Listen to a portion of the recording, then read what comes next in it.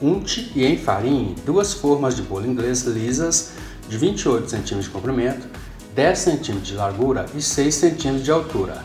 Essas formas precisam ser altas para forçar o crescimento dos pães para cima.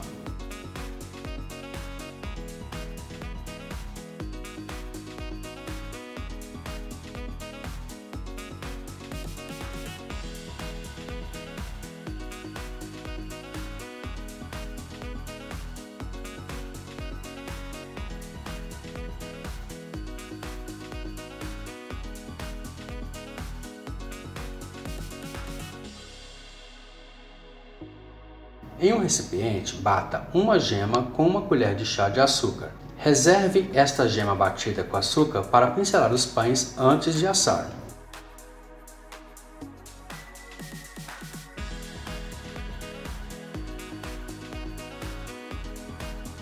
Em outro recipiente, peneire e misture muito bem 500 gramas de farinha de trigo. Reserve essa farinha peneirada e muito bem misturada, pois usaremos essa farinha de trigo peneirada em instantes. Para a massa, coloque em um recipiente 2 ovos inteiros, gemas e claras, 200 gramas de açúcar, uma colher de chá rasa de sal e 20 ml de óleo. Misture tudo isso muito bem até formar um creme bem liso.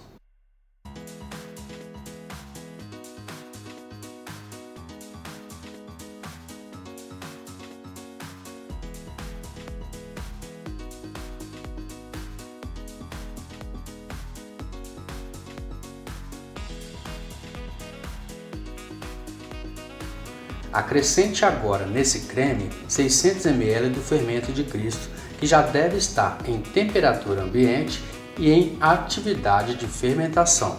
Misture tudo isso muito bem. Agora coloque neste líquido e de uma só vez 500 gramas de farinha de trigo peneirada que reservamos do começo da receita. Continue misturando muito bem com a ajuda de uma colher de pau até formar uma massa bem lisa. Quanto mais lisa essa massa nessa etapa, melhor será o resultado dos seus pães no final.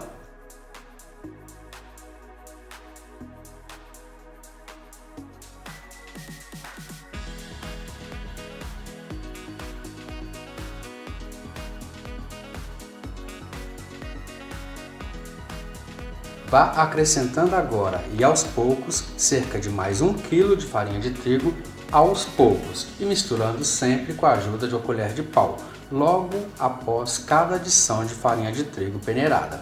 Certifique-se de colocar a farinha de trigo sempre peneirada e sempre aos poucos. Se precisar, coloque um pouco mais de farinha de trigo. Se não precisar, não coloque todo o total de farinha de trigo. Sempre aos poucos.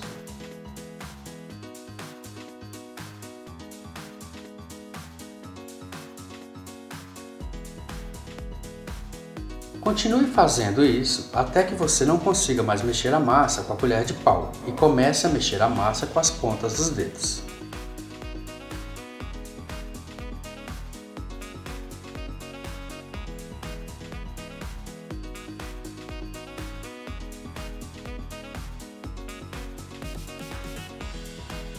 Nesse momento, comece a mexer a massa com as mãos até que a massa comece a desgrudar das laterais do recipiente e desgrudar também das mãos.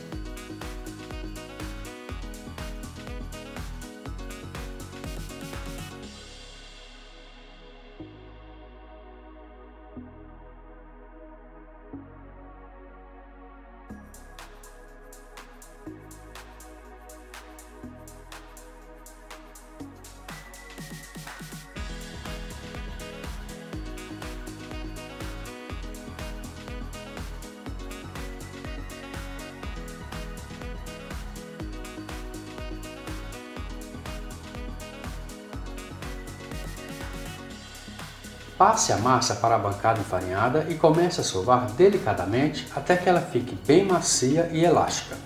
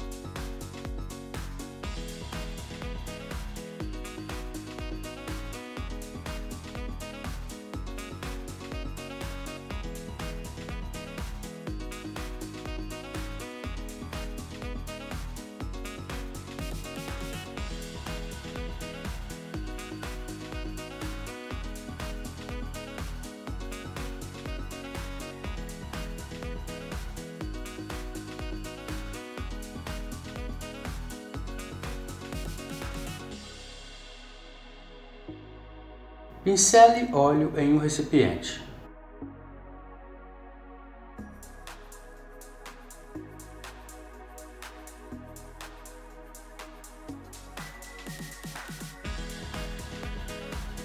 Coloque a massa.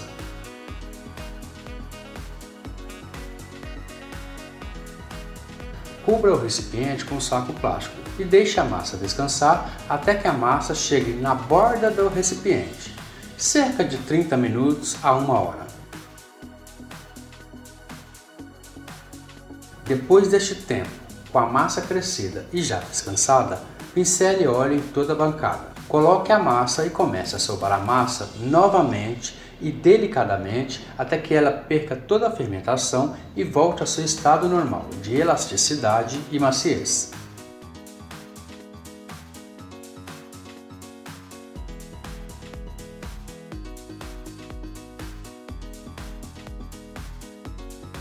Divida essa massa em 2 pedaços iguais. Em seguida, faça 2 bolas de mesmo tamanho e peso com esses pedaços de massa. Abra cada bola de massa individualmente em um retângulo de massa aberto de 40 cm de comprimento por 20 cm de largura.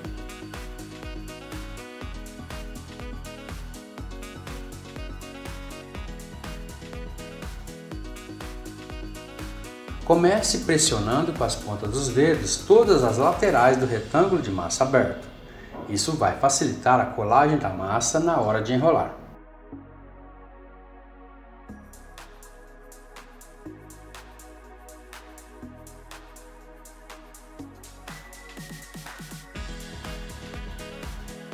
Comece a enrolar a massa pela parte inferior do retângulo de massa aberto. Enrole até chegar na parte superior. Feche muito bem as 2 laterais do cilindro de massa com as pontas dos dedos. Certifique-se de deixar os pães sempre com as dobras para baixo. Coloque os pães nas formas já untadas e enfarinhadas, sempre com as dobras para baixo. Faça tudo isso que acabamos de fazer com essa massa, agora com a outra bola de massa também. Acompanhe.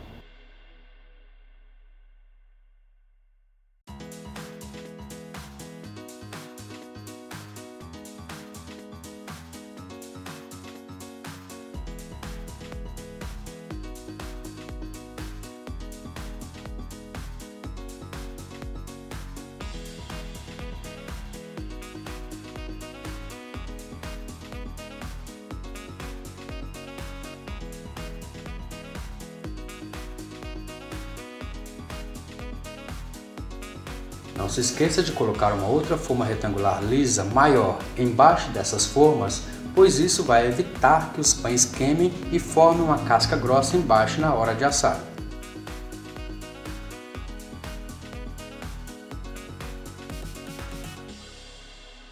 Pincele na superfície de cada pão já enrolado e modelado a mistura de gema batida com açúcar.